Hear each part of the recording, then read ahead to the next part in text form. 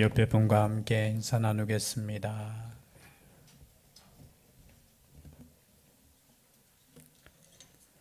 우리가 함께 건강한 모습으로 예배 드릴 수 있는 것 자체가 하나님의 은혜인 줄 믿습니다.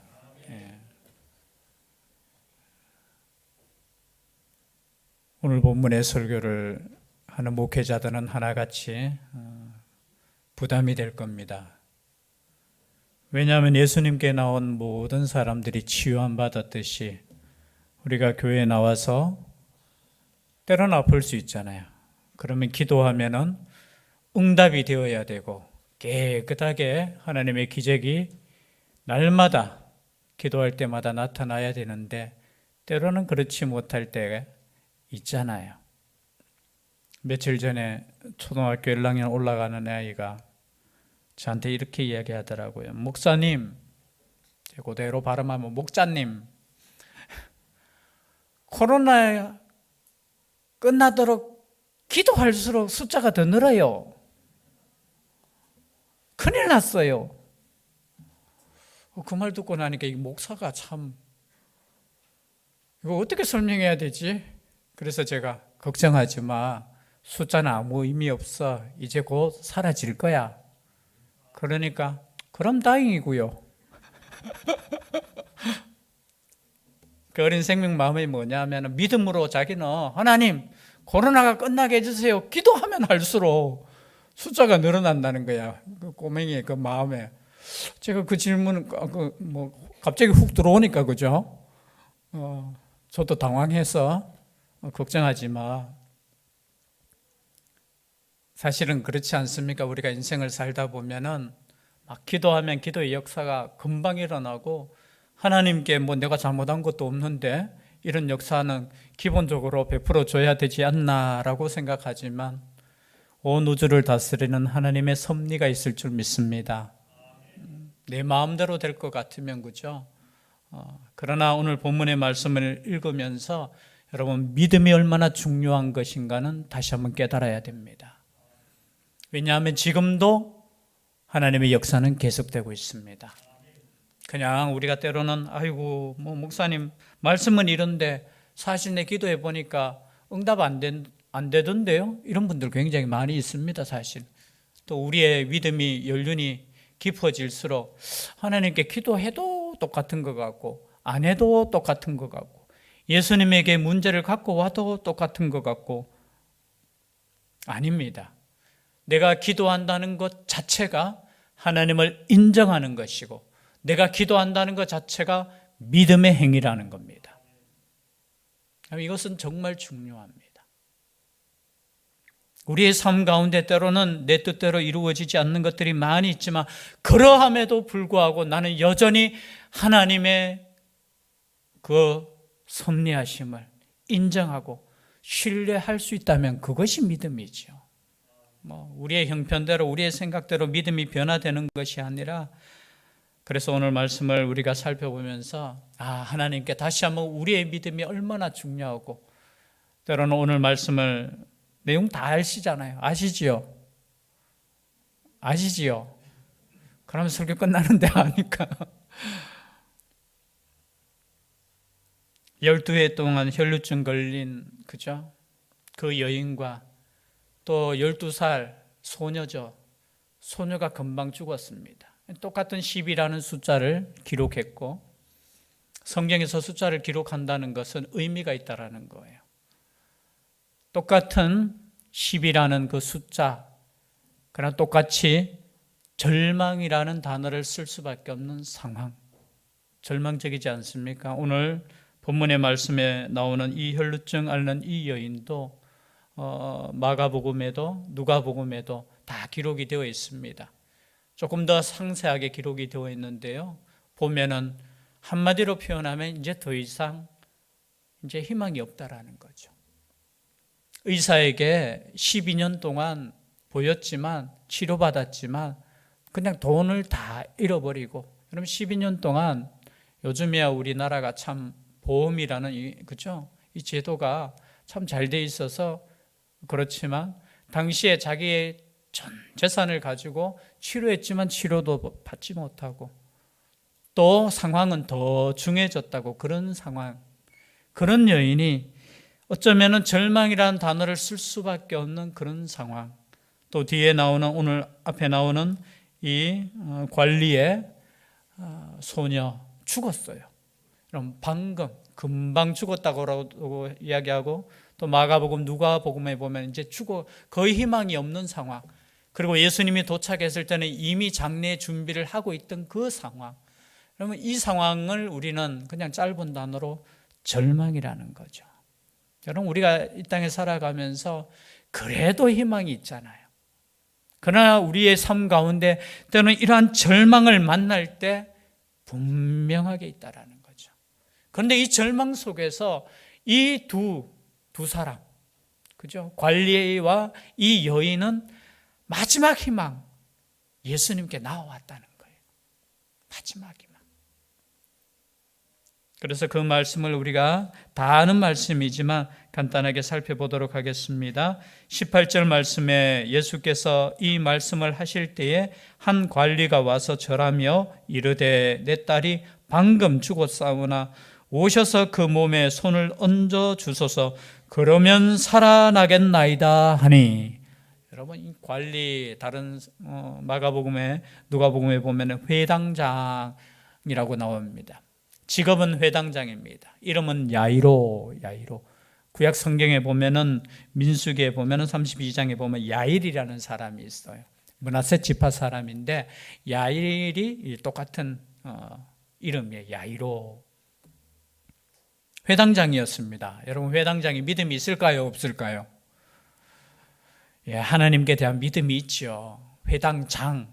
당시에 유대 땅에는 예루살렘 성전 중심으로 신앙적인 제사가 드려지고 하는 성전이 있었고요. 그리고 각 이제 마을마다 회당이 있었습니다. 그 당시 이제 약간 정치적인 말씀을 드리면은 제사장 중심으로, 서기관들 중심으로 이 제사장 그룹은 예루살렘 성전 중심으로 그 권력을 유지하고 있었고요. 그리고 이 바리새인들 중심으로는 우리로 표현하면 회당 중심으로, 이 회당에선 제사를 드리는 것이 아니라 하나님께서 주신 이 성경을 가지고 말씀을 읽고 그냥 예배 드리는 그 중심, 거기에는 보통 회당을 관리하는 사람들이 한 10명 정도 있었다고 합니다. 그 중에 회당장이라고 해서 장을 3사람 정도 뽑아서 이 회당을 관리하도록 그렇게 했다는 거죠. 아무나 그것을 맡기지 않죠. 예, 믿음이 있고 하나님께 대한, 그런데 하나님을 신실하게 잘 믿는 이 가정에도 문제가 생겼습니다. 그 문제는 정말 우리가 정말 있어서는 안 되는 그 큰 문제죠. 사랑하는 외동딸이 죽었다는 겁니다. 이 외동딸의 나이는 12살이에요. 12세라는 것은 당시 문화로 보면은 12세부터 여자는 성인으로 이제 인정해줘요. 그리고 남자는 1살 더, 이제 13세부터. 그래서 결혼도 몇 세부터 할 수 있느냐? 12세부터 결혼할 수 있는 정년기. 그러면 12세면은 우리나라로 지금 몇 학년이에요? 8살, 9살, 10살, 11살, 12살. 초등학교 5학년이에요. 여러분, 초등학교 5학년 되면 이제 성인으로 취급해 주셔요. 5학년. 이 당시에는 그랬어요. 그런데 이제 어쩌면은 이제 다 키웠다고 생각하고, 그런데 외동딸이 얼마나 또 사랑스럽겠습니까? 그런데 병이 들었어요. 아마 병이 들었으니까 하나님께 기도했겠습니까? 안 했겠습니까? 기도했겠지요. 아니, 의사를 불렀겠습니까? 안 불렀겠습니까? 불렀겠지요. 그럼에도 불구하고 이 소녀는 고칠 수 없었다는 거죠. 오늘 말씀처럼 금방 죽었다는 겁니다. 그런데 마침 예수님의 소문을 들었어요. 예수님의 소식을 들었어요. 그래서 예수님께 나와서 절하며 이르되 내 딸이 방금 죽었사오나 오셔서 그 몸에 손을 얹어 주소서, 그러면 살아나겠나이다. 여러분, 이게 어머니, 아버지의 믿음이에요. 믿음. 믿음은 언제 생깁니까? 간절할 때 생기는 거예요. 여러분, 뒤에 나오는 말씀에 보면은 다른 사람들은 이 소녀가 죽었기 때문에 뭘 준비하고 있습니까? 피리 불고 곡하고, 그렇죠? 장례를 준비하는데 이 아버지는 포기할 수 없었다라는 거예요. 왜? 사랑하기 때문에. 그래서 예수님께 나와서 그 몸에 손을 얹어 주시면은 그러면 살아나겠습니다. 어쩌면 이것이 미신적일 수 있잖아요. 죽었는 사람에게 손을 얹으면 살아나겠다는 이것이 때로는 미신적일 수 있어요. 그러나 하나님께서는 미신적인 믿음이라 할지라도 간절하게 믿는 그 사람에게 기적을 베풀어 주신다는 거예요. 사도행전에도 보면은 사도 바울이 사도 바울의 또 설교를 할 때 그래요. 사도 바울은 어느 정도까지 능력이 있었느냐 하면은 하나님께서 사도 바울과 함께 하시니까 병 고치는 은사를 주셨는데 사도행전에 보면은 그의 앞치마나 손수건을 아픈 사람에게 얹으면은 나았다는 거예요. 아멘 한 사람, 한 사람 딱 있었네, 우리 장로님. 이것도 믿음이에요. 여러분 생각해 보셔요. 우리가 생각할 때 또 이것을 악용하는 현대판 그런 분들도 있긴 있어요. 자기가 씻은 물을 이렇게 파는 분들도 있더라고요. 징계가 있어.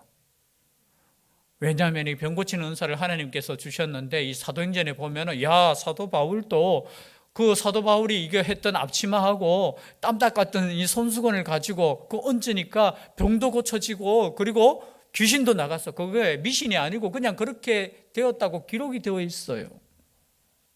물론 그 앞에 하나님께서 함께 하시니 이게 중요해요. 또 이걸 악용하면 안 돼요. 악용하면 안 돼.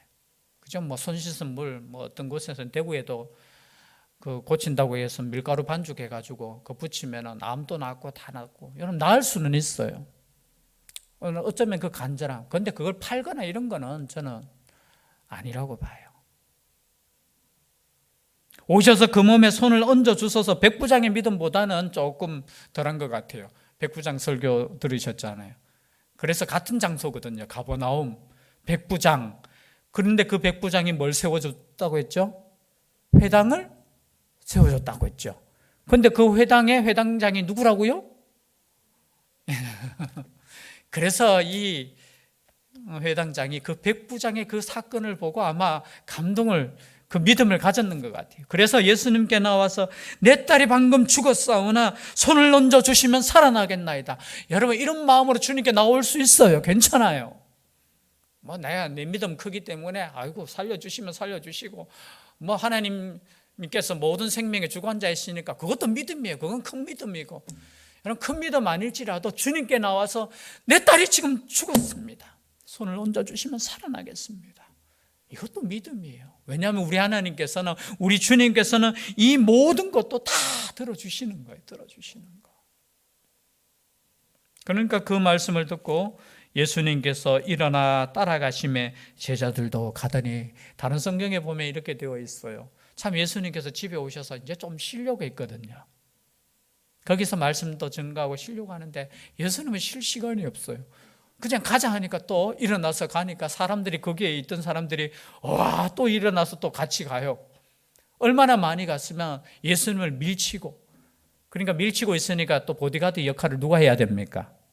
우리의 12명의 제자들이 다 또 예수님을 또 보좌하면서 또 예수님께서 어떤 기적을 베푸실까 기대하면서 따라가는 거예요. 여러분 이렇게 따라가는 사람하고 지금 간절한 아버지의 심정하고 달라요. 여러분 이 시간에 우리가 주님 앞에 나왔지만 정말로 간절한 마음으로 나온 심령하고 그냥 나온 심령하고 저는 다를 줄 믿습니다. 여러분 간절한 마음이 있어야 될 줄 믿어요.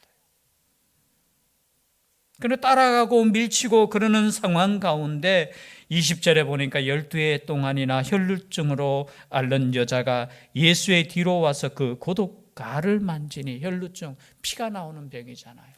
그리고 여인이 피가 나오니까 여러분 남에게 이게 이야기할 수 없는 병이잖아요. 의사에게도 보이기에 참 부끄러운 거잖아요.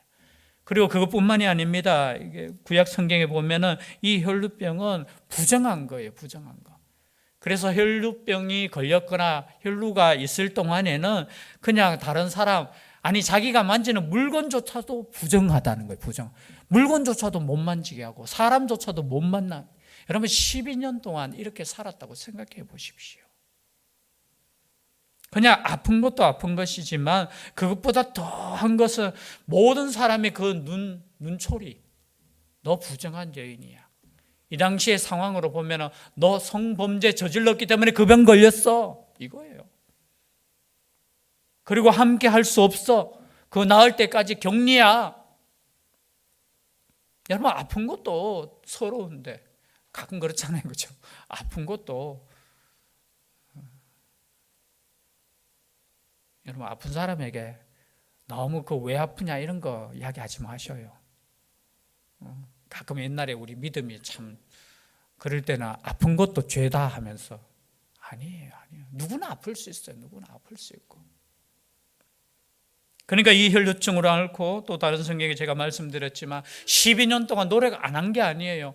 모든 의사에게 다 보였고, 그리고 재산을 다 탕진했음에도 불구하고 어떻게 나오느냐면 병이 더 중하여졌더라, 이렇게 나와요. 그러면 이것만큼 힘든 게 어디 있겠습니까? 이분들이 하나님을 안 믿었겠습니까? 믿었겠지요. 그런데 보십시오. 이러한 가운데서도 희망을 잊지 않았다는 겁니다.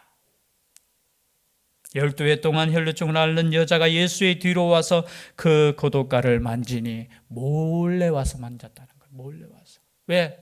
지금 여기 관리처럼, 회당장처럼 떳떳하게 와서 절하면서 내 딸이 죽었습니다, 고쳐주세요, 우리 집에 오세요, 이렇게까지 초청할 수도 없는 상황. 그냥 몰래 와서. 가끔 그렇잖아요. 우리가 참 기도 제목을 내놓기가 참 힘든 거 있잖아요. 그럼 그럴 때 몰래 오셔서 그냥 주님, 그냥 이 심정으로 기도하셔도 괜찮아요.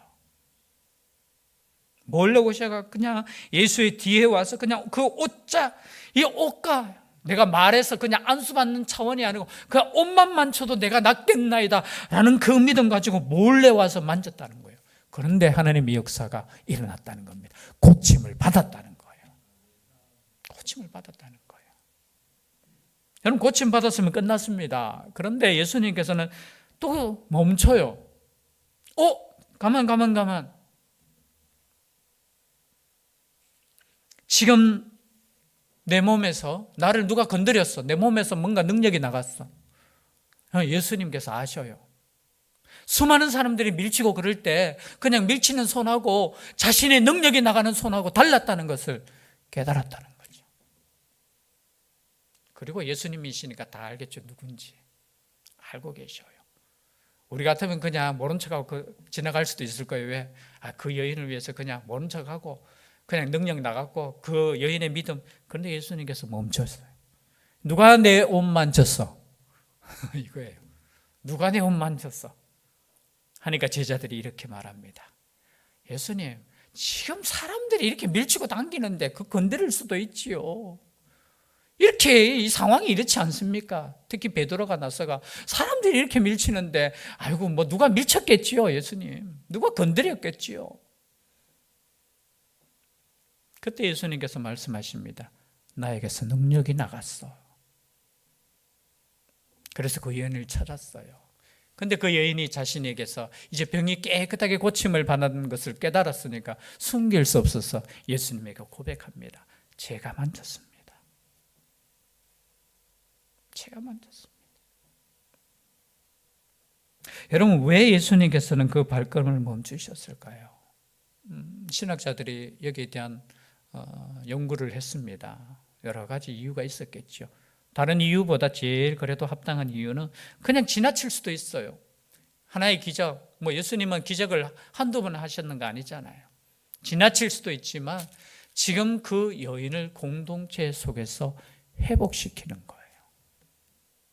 그럼 그 여인 다른 사람들이 아는 여인이었을까요? 모르는 여인이었을까요? 알죠. 그 동네 요즘처럼 그렇게 큰 시절 아니에요. 12년 동안 병을 앓았으니까 의사들도 다 알고 저 여인,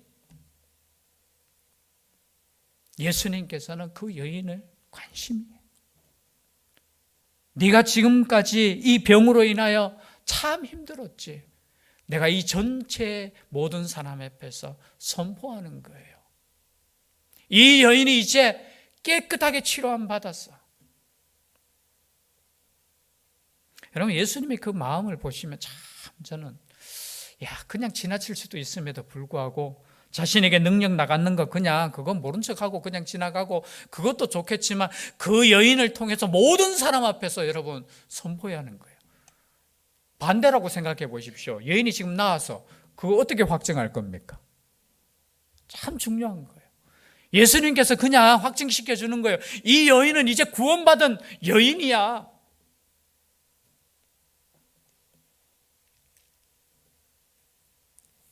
22절 말씀에 예수께서 돌이켜 그를 보시며 이르시되 딸아 안심하라 내 믿음이 너를 구원하였다. 안심하라는 뜻은 뭐냐? 이제 평안하라는 거예요. 여러분 예수님께 나올 때 이러한 평안을 얻으실 줄 믿습니다. 여러분 우리가 어떠한 모습일지 때로는 다른 사람에게 말하지 못하는 그런 모습일지라도 주님 손에, 여러분 율법과 복음의 차이가 이거예요. 율법은 뭐냐면은 이 부정한 여인이 만지는 모든 것이 부정하게 돼요. 그래서 만지면 안 돼. 너 가까이도 오지 마. 이게 율법이에요. 그런데 복음은 뭐냐면은 이러한 부정한 사람이 예수님을 만지면 어떻게 됩니까? 깨끗하게 되는 거예요. 이게 율법과 복음의 차이예요.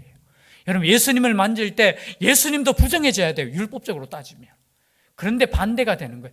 예수님을 만지면 오히려 이 부정한 여인이 깨끗해지는 거예요. 단순하게 이건 육체적인 그런 치료함을 말하는 거 아니에요.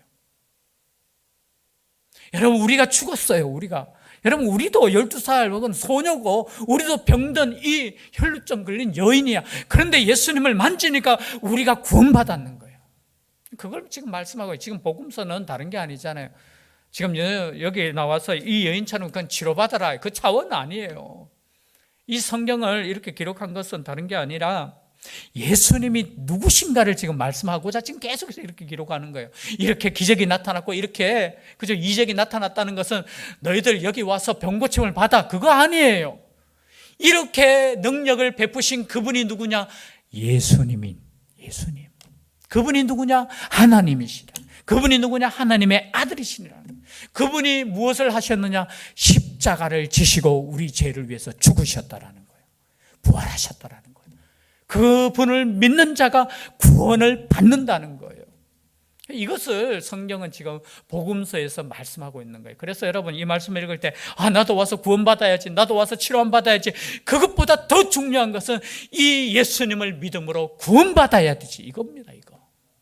이것을 지금 말씀하고 있는 거예요. 그 딸에게 하는 말씀이 내 믿음이 너를 구원하였다. 그래서 여러분 믿음이 모든 것을 해결합니다. 다시 한번 선포하겠습니다. 믿음이 모든 문제의 해결점입니다. 믿음입니다. 믿음. 정말 중요해요. 여러분 돈이 아니에요. 여러분이 아무리 많이 헌금한다고 해서 그것으로 구원받는 거 아니에요. 여러분들이 아무리 와서 헌신한다고 해서 그것으로 구원받는 거 아니에요. 우리가 구원받는 것은 오직 하나, 유일한 방법 하나, 딱 하나 있는데 그건 뭐냐? 믿음이라는 거예요. 고쳐줄 줄 믿습니다. 구원시켜줄 줄 믿습니다. 나를 회복시켜줄 줄 믿습니다. 이 믿음. 그래서 여러분 우리는 예수님 믿는다는 거는 공짜예요. 공짜. 이거는 어린 생명도 아까 이제 초등학교 1학년 때는 걔도 믿음으로 기도했다는 거지. 믿음으로. 여러분 그게 저는 그 말 들을 때 정말 믿음으로 얘가 기도했구나. 우리는 어떻게 기도합니까? 아이고 오늘 또 5만 명인데 내가 기도하면 내일 또 얼마? 여러분 코로나 기도하면서 내일 금방 끝날 거라고 믿음으로 기도하신 분 있습니까? 없잖아요. 우리는 어른이야. 그냥 다 계산하고. 여러분 그러함에도 불구하고 믿음으로 기도하셔야 돼요. 믿음으로. 그리고 이제 관리 집에 왔습니다. 관리 집에 와서 이제 소녀가 죽었습니까? 안 죽었습니까? 성경 분명하게 죽었다라는 거예요. 그리고 장례 준비를 하고 있고 떠들고 피리 불고 다른 애는 울고 통곡하고 있었다라는 거죠. 그 예수님께서 야 다 물러가. 다 돌아가. 우리로 표현하면 다 돌아가. 이 소녀가 죽은 것이 아니라 잔다는 거예요. 잔다. 여러분 죽었습니까? 자는 겁니까? 죽었어요. 그런데 예수님에게는 이게 자는 겁니까? 죽었는 겁니까? 이 신학적으로 보면 맞아요. 여러분, 하나님 앞에서는 죽은 자도 자는 거예요. 이해되시죠? 죽은 사람도 누구 앞에 가 있어요? 하나님 앞에 있어. 그럼 죽은 사람이 산 사람이요? 죽은 사람이에요? 자, 우리한테는 죽었어. 우리한테는 지금 함께 안. 그러나 그 죽은 사람이 하나님 앞에 가 있어요. 하나님 앞에는 지금 살았어요? 죽었어요? 여러분, 하나님 앞에서는 모든 사람이 다 산자입니다.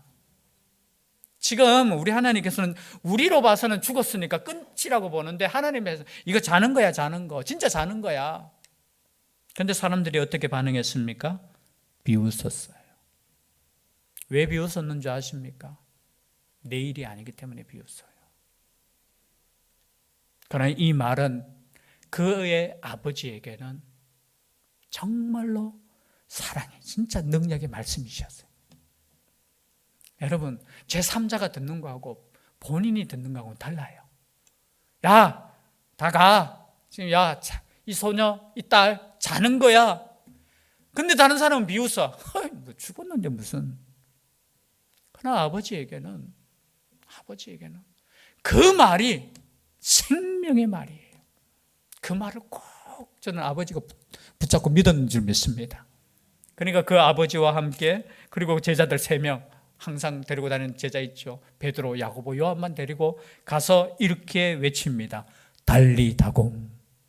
다른 말로 표현하면 소녀야 일어나라. 이게 뭐냐면은 여러분, 죽은 자야 일어나라 그런 뜻 아니에요. 그 늦잠 자는 그 자식에게 어떻게 깨웁니까? 일라! 하잖아요. 그 말이에요. 평소에 사용하는 말. 야, 이제 그만 자고 일어나! 그런데 그 말에 어떻게 해요? 이 소녀가 살아났다는 거예요. 이게 복음이에요. 복음. 저는 이 말씀을 읽으면서 우리에게도 때로는 이 절망 같은 상황이 있을 때 있잖아요. 세상적으로 보면 이건 끝이야. 누가 봐도 끝이야. 여러분, 그럴 때 주님께 나오십시오. 주님께 기도하십시오. 때로는 내가 원하지 않는 대로 될지라도 우리 하나님께서는 내가 원하는 것보다 더 좋은 것으로 갚아줄 줄 믿습니다. 그것을 원하는 거예요. 여러분, 이러한 믿음으로 살아갈 수 있는 우리가 될 수 있기를 주의 이름으로 축복합니다. 기도드리겠습니다. 사랑의 하나님, 이 말씀을 읽을 때 우리에게도 이 믿음 새롭게 하여 주시옵소서. 때로는 절망 가운데 소망 없이 살아갈 때 있습니다.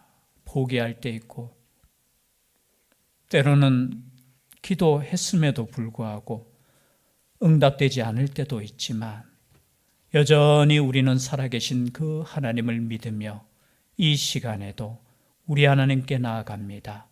우리의 믿음 붙잡아 주시고 우리의 생명 다하는 그날까지 오직 예수님만 믿고 나아갈 수 있는 저희들 되게 하여 주시옵소서.